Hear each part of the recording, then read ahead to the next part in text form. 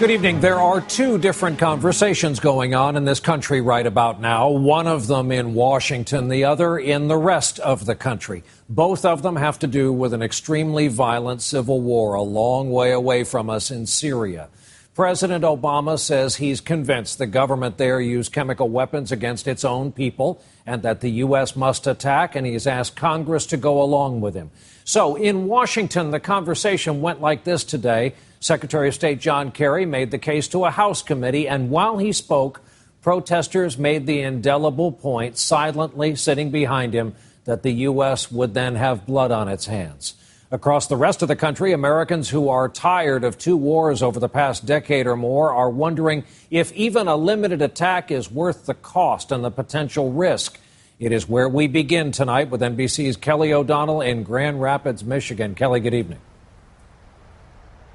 Good evening, Brian. The message we're hearing is loud and it's lopsided against the use of military force. The Americans who want to be heard at meetings here and around the country are even more opposed than those questioned more broadly in public opinion polls. It does reflect a concern about the country getting involved in another conflict. You don't know, for example, crammed into tight spaces. What difference are we going to make? And crowded together. I want you to vote no on Syria. All we're going to do again is create another problem. So we need to stop. Out today to see their congressman and say their piece on Syria. Do you think the U.S. should take action? No, I don't. That no was repeated again and again. Each time Congressman Justin Amash asked for a show of hands at nearly a dozen stops over 2 days. How many are opposed to military strikes? In this Republican district near Grand Rapids, Michigan, Amash has been holding these sessions exclusively about Syria, the country where his own mother was born. Amash, a Republican, does not support a military strike, saying U.S. national security is not at stake. Do you think leadership in Washington will listen to what you've been hearing here? I think so.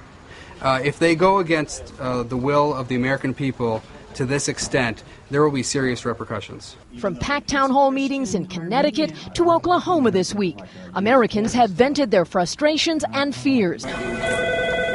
West Virginians fired up the phone lines into Washington. Thank you for calling Senator Joe Manchin's office. Staffers keeping track of what the public has to say. I'll let the senator know that you're opposed to intervening in Syria. Back here in Michigan, To clean up everybody's mess. war weariness is evident. When you hear the administration say this would be very limited, do you believe that? No, I do not. He has no idea that that's the case. This is a complete unknown. Clearly outnumbered at meetings today, Pastor Tim Cooperis says he thinks the U.S. must do something. I can't imagine our commander-in-chief asking to do this if it weren't going to be effective. The congressman says just a couple of dozen of the hundreds of people he has met do support this. I checked back with Senator Manchin's office. They say they've received about 2,000 emails and phone calls, overwhelmingly opposed. And Brian, the people we met said they have a lot of compassion for the suffering in Syria, but so many doubts about what the U.S. can and should do. Brian? Kelly O'Donnell starting us off from Grand Rapids, Michigan tonight. Kelly, thanks.